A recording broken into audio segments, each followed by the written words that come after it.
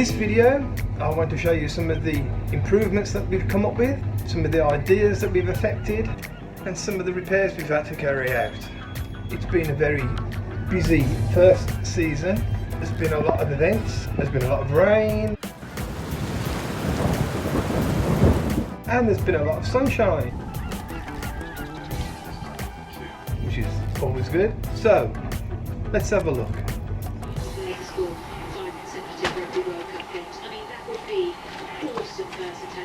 What a great career that is. I mean, there's some great names in it.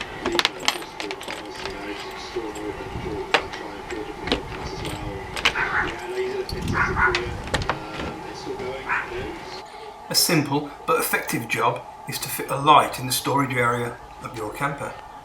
This was an old strip light we had lying around. Works perfectly okay. You'll see the benefit better at night, so if you bear with me.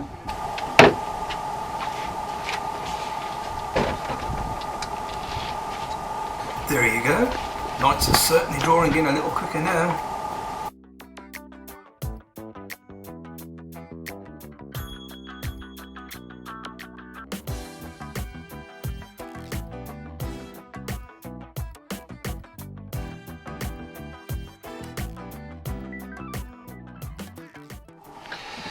So, let me bring this shelf to your attention.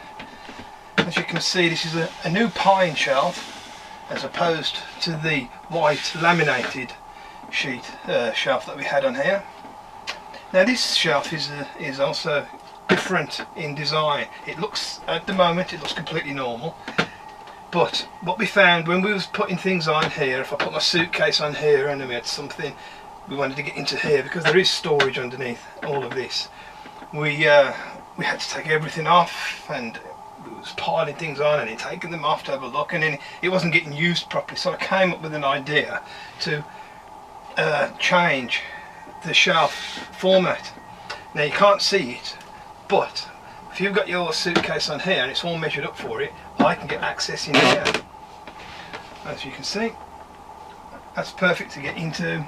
We get storing little type of things in here, and puncture repair outfit. I don't know why we've got a puncture repair outfit, but anyway. So that's there, and then you can lift this middle section up, access from that end, and you can access the little end over there which we use for cooking utensils and such. But that's the shelf itself, and it aesthetically looks quite nice, I think.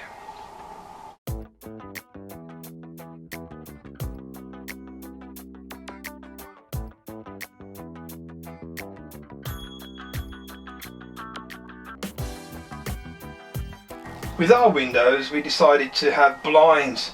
I'll just show you these here, because the blinds obviously don't go at an angle.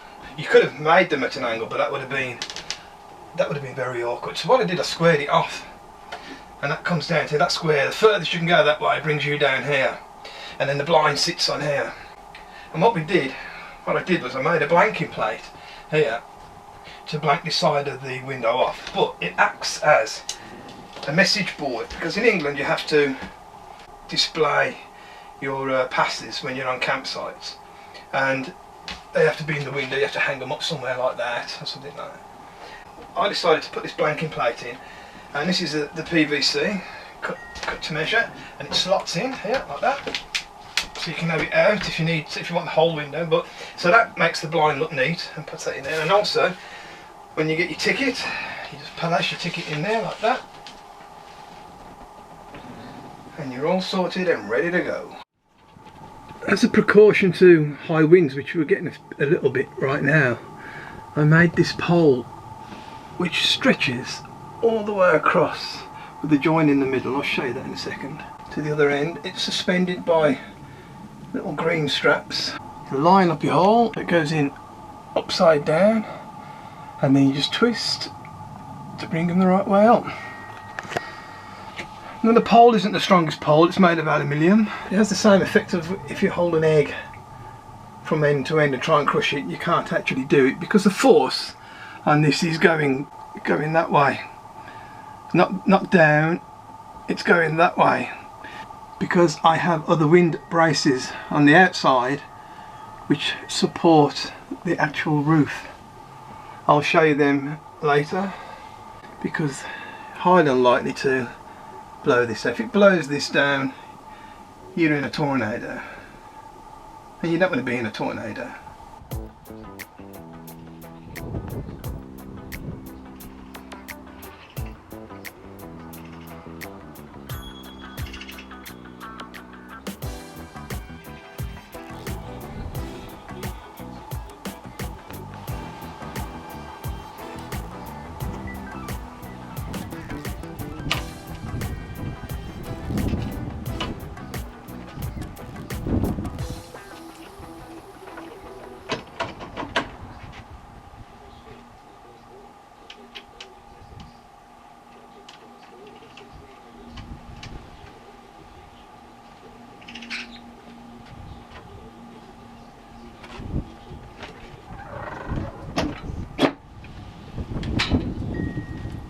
I'd just like to point out the cladding on this roof, because there is a cavity in between the outer skin and the inner skin, and that is filled with insulation for ceilings and walls, and we've had absolutely no condensation whatsoever. And the same applies to the side walls. There's a 1-inch cavity in between the inner skin and the outer skin, and again that's filled with insulation, and we've had absolutely no condensation problems at all. The only condensation problem, well, not a problem, but we had a tiny hint of it, was between the divider there, the triangular divider, and the glass, and that was nothing. So in all, we're doing very good, and I would recommend insulating the walls to anybody. So the plan today is to change the Formica shelf at the back there for a pine shelf which will match this one, but it's not going to be as tricky as this one, because this one, as I say, comes up in sections. Oh well, it used to. What happened? There you go. Yeah, it comes up in sections. And we're not doing anything that complicated now. We're just going to change this one, because if I show you quickly, one drop of rain on these and it explodes. That's what I call it, it just explodes, and that'll just keep on going. That will. It looks nice and clean, but it's not durable enough for the camper. I mean, you spill a beer on that and you've had it. Anyway, let's take him off. Okay, so take this screw out right here.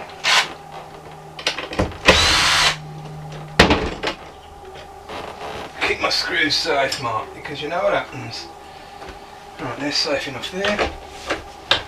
Oh, come away here. Watch the electrics. Carefully with it, smashing my head up, and take this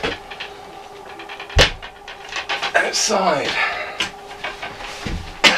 And this is part of the back section which had to be made up in this camper to convert it, and we haven't seen in here for a bit, but it's all looking good. It's been through some weather and we've had a few leaks, but it's holding up. What I'll do is I'll give it a clean up before we put the new shelf in.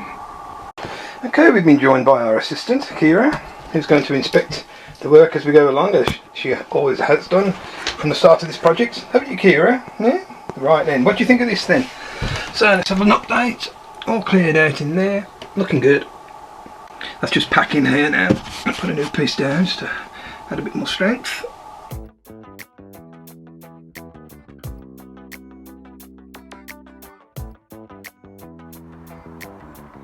To go fetch the wood from the sawmills in.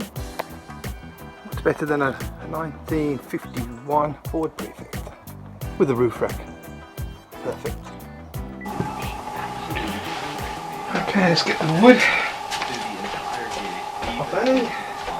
I'm talking about a Georgia artist called Lauren.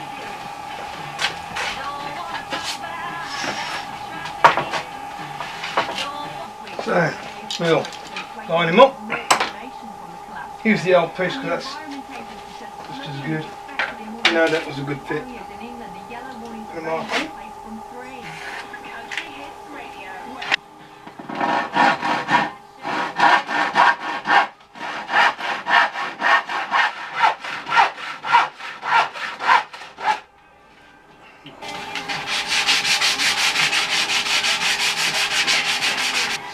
Any splinters, so let's go and see if she fits. Alright. So up, down, put the windows through, Mark. Oh yeah. Good fit. Give us a quick sand.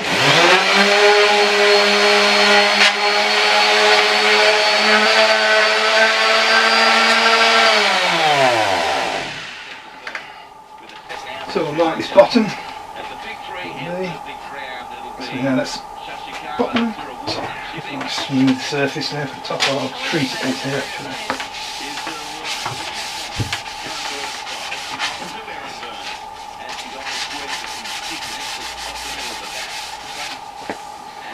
Okay, that's the edge taken off. So we've got some pure tongue oil, which is good for, it brings out the stain, quite nice, not too much. And protects it as well. You can eat your dinner off it, I think, when you. But I'm going to mix this down with a bit of. It's quite expensive stuff. It's tongue oil. Give it a couple of coats of that. Mix it with some. I've got some terps here, white spirit, same thing. Mix them down a bit. All of that. May as well have all of it. But it's all run out now. A bit of a mix. Nice gentle rubbing. I like to do little circles. But you can go anywhere you want. As you can see, the stain's coming out now in that immediately. And get my edges in.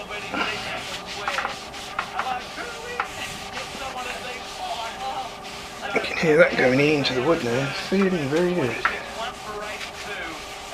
And it brings it out just, not over accentuating, but just enough to make it look a little bit better. And there you go. That's one coat. Give it an hour to dry off. And then we'll give him another coat and put him on. I'm not going to drill any holes in him because I think it'll spoil the top. So look. Yep. Yeah, we got a good fresh tin of that. Instant grab. That'll do, mate. No nails. Okay, so I've got the new shelf in. Come out the way, little girl. Oh, let's get these screws in the right place. You can easily get these mixed up. Got instant grab adhesive underneath. Now, can I get this to go in there? And we can. Oh, that's nice and tight. Got in very good, Mark. Oh, this one's in a nice. Good.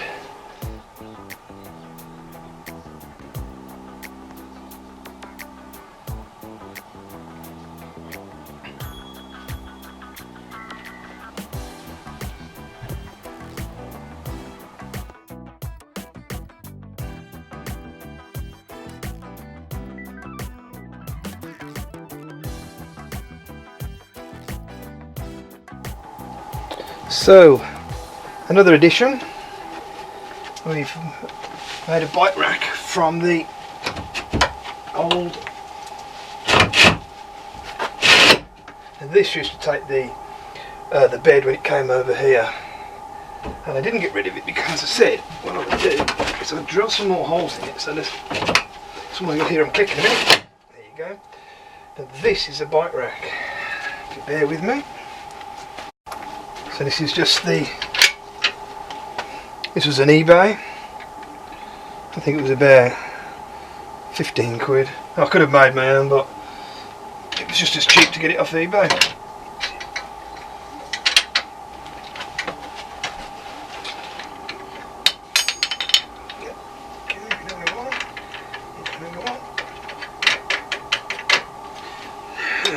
two.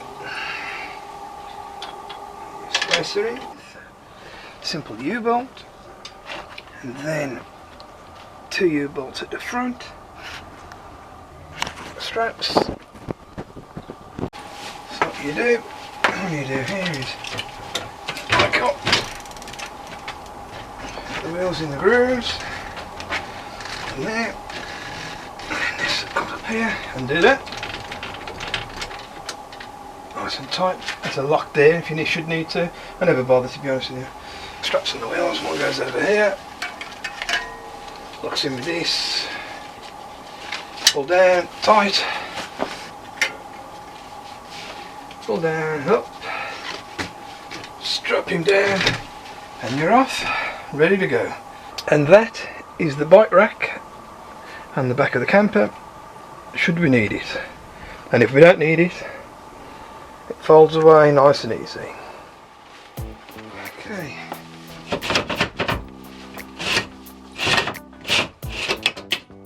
And there you go. All done. So I think we'll wrap it up there.